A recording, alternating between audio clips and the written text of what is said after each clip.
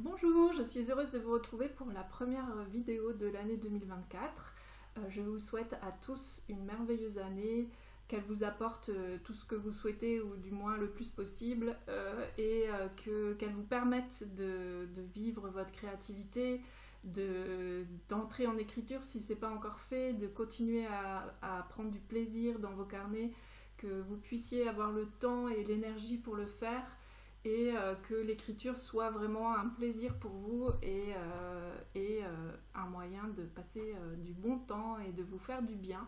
Voilà, donc c'est tout ce que je vous souhaite. Dans cette première vidéo de l'année, j'ai envie de me représenter puisque je pense qu'il y a quelques personnes, alors je ne peux pas dire combien, mais il y a pas mal de personnes qui se sont abonnées pendant le mois de décembre et qui peut-être ne connaissent pas mon travail. Je suis donc Stéphanie Eschiara, j'ai 52 ans et je m'intéresse à l'écriture depuis un petit moment. J'ai commencé à vraiment me rendre compte que l'écriture était mon moyen d'expression favori quand j'étais scrappeuse. Je faisais du scrapbooking. J'ai commencé le scrapbooking environ en 2005. À peu près, j'ai du mal à me souvenir si c'était 2004 ou 2005. En tout cas, j'ai ouvert mon blog en 2006. Donc j'avais un blog qui s'appelait Le Bazar de Steph dans lequel je racontais quelques anecdotes de la vie familiale et je présentais mes pages de scrapbooking. Et puis j'ai pratiqué le scrapbooking pendant environ 10 ans, même un peu plus. Et en fait, ce qui est vite ressorti de comment je pratiquais le scrapbooking, c'est qu'il y avait beaucoup de textes dans mes pages et dans mes albums. C'est un peu ce qu'on me reconnaissait, ce que les autres personnes qui pratiquent le scrapbooking, la communauté reconnaissait, c'est qu'il y avait beaucoup de textes et je me suis rendu compte que pour moi c'était facile de mettre des textes dans mes albums, de raconter. Et petit à petit, en fait, mes enfants grandissant, quittant la maison, j'ai décidé de me centrer plus sur l'écriture, de vraiment explorer ce mode d'expression.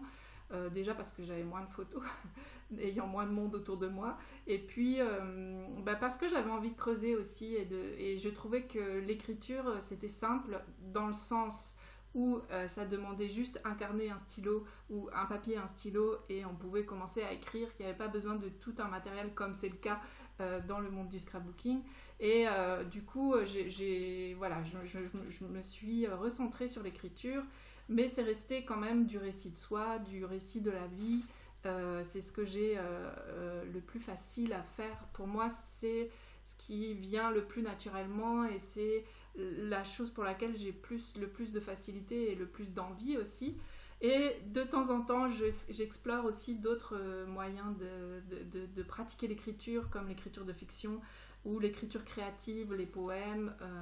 Voilà, de changer la forme de mon écriture qui reste quand même le plus souvent de l'écriture autobiographique, mais avec des contraintes extérieures comme ça qui vont stimuler ma créativité au niveau de l'écriture. Voilà, donc j'ai commencé à donner des ateliers de scrapbooking en fait. Je pense que j'ai commencé à la fin des années 2000, donc 2009-2010, quand j'ai arrêté mon activité d'enseignant, puisque j'ai été professeure des écoles et j'ai pris ma retraite en 2009. C'était encore possible de le faire à l'époque quand on avait 3 enfants. Et mes ateliers ont été pendant longtemps des ateliers de scrapbooking. J'ai eu beaucoup de plaisir à les animer. Et puis c'est devenu des ateliers d'écriture forcément, puisque ma pratique a évolué. Et j'ai beaucoup de plaisir à donner des ateliers. Alors en ce moment, c'est essentiellement des ateliers en ligne d'écriture, donc que je peux donner grâce aux moyens de l'internet, des rencontres sur Zoom, des groupes Facebook. Voilà, c'est à peu près les outils que j'utilise pour pouvoir être en contact avec mes clientes et les participantes de mes ateliers. J'ai aussi créé une communauté qui s'appelle le Labo de Créer, etc. J'en parle parfois dans mes vidéos, qui est aussi une forme d'atelier, mais plus un atelier au long cours. L'idée, c'est que j'avais envie de créer quelque chose comme un lieu où on peut se retrouver pour pratiquer la créativité et en particulier l'écriture, mais ça nous arrive de sortir de l'écriture et de rajouter des images à nos écrits, de faire évoluer nos carnets. Donc quand on s'inscrit au labo, on peut y rester autant de temps qu'on veut. C'est une formule à abonnement et si on se sent bien dans le groupe, on peut rester. Certaines sont là depuis bientôt 6 ans. Donc voilà, c'est un groupe entre 20 et 30 personnes. Ça fluctue un petit peu selon les moments. Et ça permet de bien se connaître, d'être en confiance, de pouvoir partager ses écrits, de pouvoir partager ce qu'on vit aussi. Évidemment, forcément, au bout d'un moment, les gens se connaissent, il y a de la confiance. Donc on peut se déposer dans ce groupe et c'est quelque chose qui est très cher à mon cœur et j'aime beaucoup cet endroit et donc moi mon rôle c'est de proposer toujours des nouveaux sujets d'écriture, des nouveaux projets d'écriture. C'est souvent là on a un projet à l'année de créer un abécédaire, d'animer le groupe, de créer des échanges entre les personnes qui ont parfois pas grand chose à voir avec l'écriture, puisque par exemple on fait un échange de calendrier de l'Avent donc au mois de décembre. Il y a un grand jeu au mois de mai, donc toujours tourné autour de l'écriture et de la créativité bien sûr.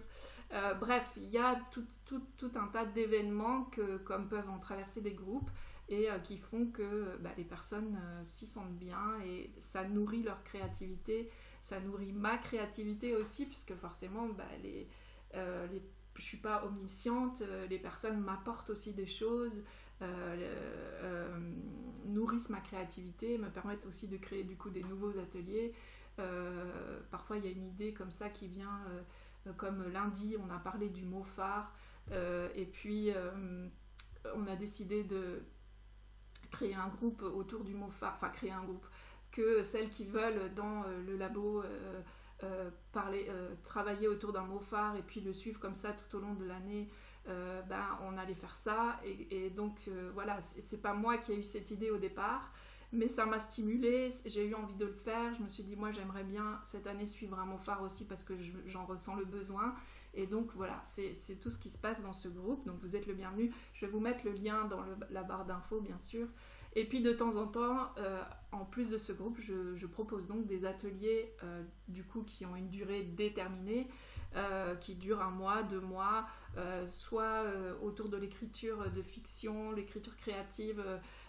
Les derniers ateliers s'appelaient la symphonie des mots et où là je propose des sujets 1 fois par semaine, 2 fois par semaine d'écriture. Et puis parfois c'est autour d'une thématique. Là, le dernier qui a eu lieu à l'automne, c'était de raconter le quotidien en détail.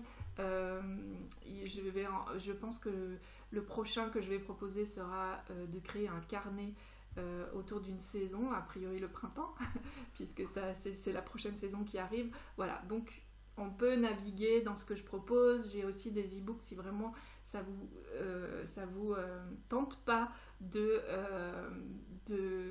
créer en groupe et que vous préférez ou que vous vous dites je n'aurai pas le temps mais que vous avez envie d'avoir des impulsions d'écriture, il y a aussi sur le site des e-books que vous pouvez explorer seul et qui donnent des pistes d'écriture. Je propose mes interprétations, enfin voilà, c'est comme des mini-ateliers, mais ça que je ne suis pas là et que vous pouvez avancer seul dans le chemin d'écriture que je propose.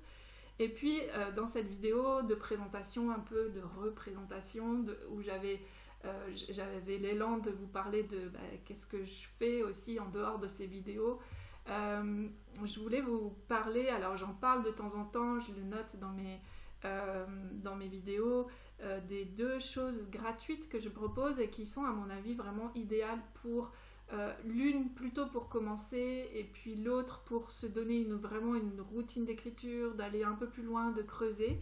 La première c'est un document à télécharger qui s'appelle 365 petites listes et qui est vraiment l'idéal si vous avez envie de commencer l'écriture mais que vous ne savez pas trop l'écriture de l'intime, l'écriture du quotidien, mais que vous ne savez pas trop comment vous y prendre, que quand vous êtes devant votre feuille blanche vous vous dites non mais c'est ridicule, je vais pas tenir un journal, j'ai pas 12 ans. Vous avez ces espèces de petites voix là, rabat-joie comme je les appelle, qui vous font vous sentir un petit peu ridicule devant votre carnet, votre nouveau carnet qu'on vous a offert à Noël par exemple, et puis que vous tentez mais que vous sentez que ce que vous écrivez ça n'a pas d'intérêt, etc. Les petites listes en fait c'est des choses très simples, comme par exemple trois choses qui me réconfortent dans la journée. C'est vraiment, on écrit sous forme de liste. Après il y a des choses un peu plus élaborées, un peu plus, qui demandent un peu plus de réflexion, mais ça reste quand même de l'écriture courte. Et pour commencer à écrire sur soi, parce que quand on n'a pas l'habitude de ce travail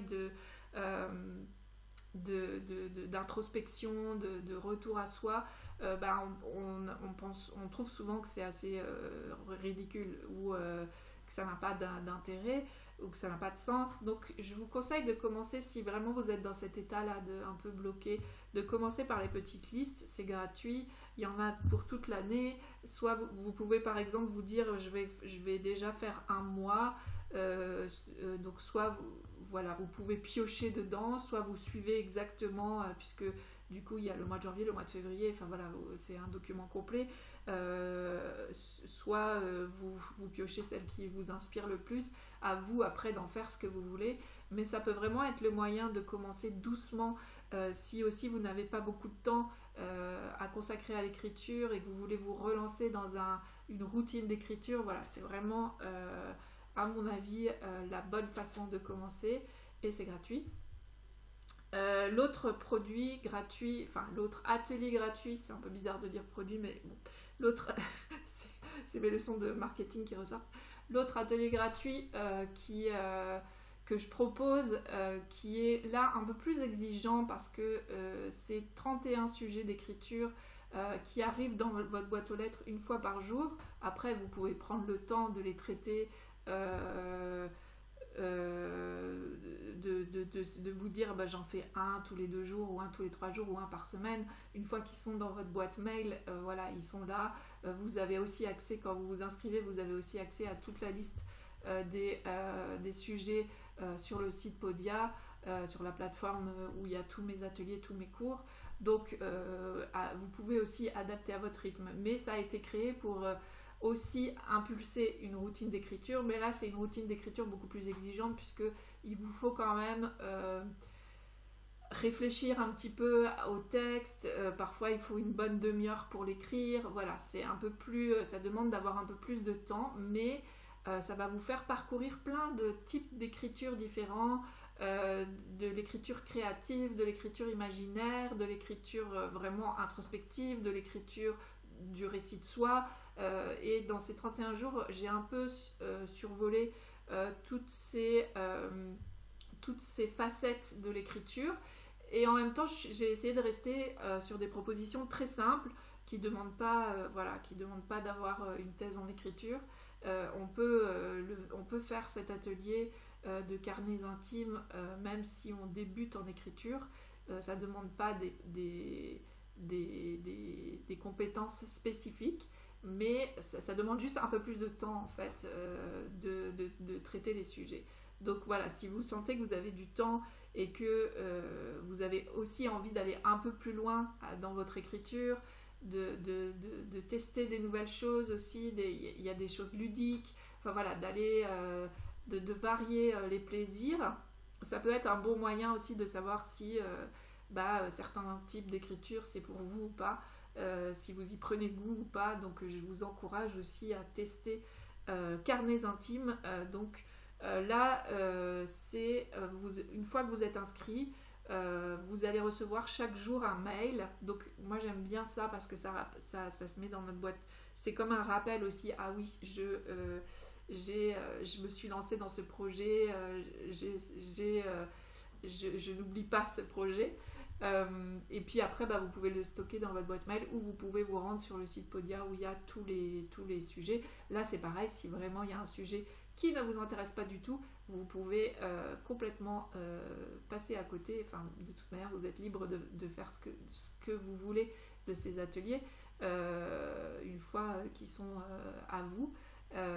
Mais je vous dis ça parce que parfois il y a donc 31 sujets, puis ça arrive dans votre boîte mail, et puis il y a un sujet, vous n'êtes pas du tout inspiré, donc le temps passe, il y a un deuxième qui arrive, et celui-là vous inspire, laissez tomber celui qui vous inspire pas, et puis traitez celui qui vous inspire, et puis peut-être que vous reviendrez à celui qui ne vous a pas inspiré parce qu'un jour vous aurez une idée, ou peut-être pas, et c'est pas grave. Mais l'idée, c'est pas rester bloqué dans l'atelier parce qu'il y a un sujet où vous vous êtes dit mais c'est quoi ça? Donc voilà, de continuer, il n'y a pas d'ordre, il n'y a pas, une progression dans la façon dont j'ai organisé les sujets. Voilà, donc sentez-vous libre de le traiter comme vous voulez. Voilà, c'était ma petite vidéo de rentrée. J'avais envie de vous représenter mon travail parce que c'est important aussi. Ça me tient à cœur, et puis si vous êtes intéressé, venez tenter l'expérience avec moi. Je trouve que la meilleure façon de tester mon travail, ça peut être de passer un mois dans le labo. Il n'y a pas de durée limite dans le labo. Vous pouvez vraiment rester un mois, et même vous pouvez vous inscrire en me disant je ne souhaite rester qu'un mois, et à ce moment-là, moi tout de suite je fais en sorte qu'il n'y ait pas de deuxième enfin voilà, qu'il n'y ait pas le deuxième mois qui s'enclenche, puisque c'est automatique. Donc vraiment vous pouvez aussi changer d'avis en cours de route et me dire finalement j'ai envie de rester. C'est vraiment moi je suis ok que les personnes viennent juste un mois dans le labo. Il y a certaines personnes qui viennent un mois par an parce qu'elles aiment cette communauté, mais qu'elles n'ont pas pas forcément le temps, pas forcément l'argent, pas forcément l'espace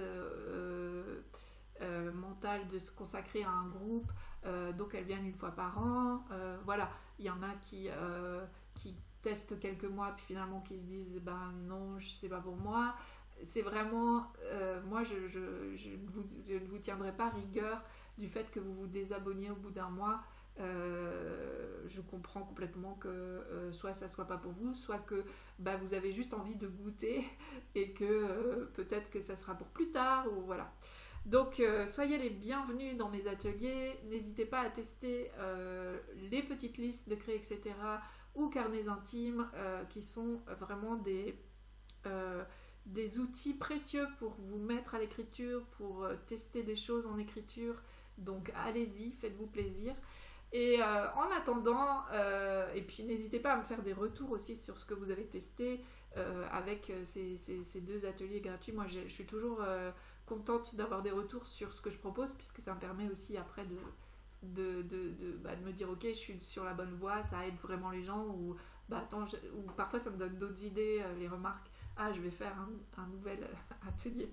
Voilà, donc ça nourrit aussi ma créativité d'animatrice d'atelier. Voilà, donc je vous souhaite vraiment une très belle semaine. Je renouvelle mes vœux pour l'année 2024. Et puis on se retrouve la semaine prochaine pour une nouvelle vidéo dont j'ignore encore la thématique. Mais je sais qu'il y aura une nouvelle vidéo. Salut!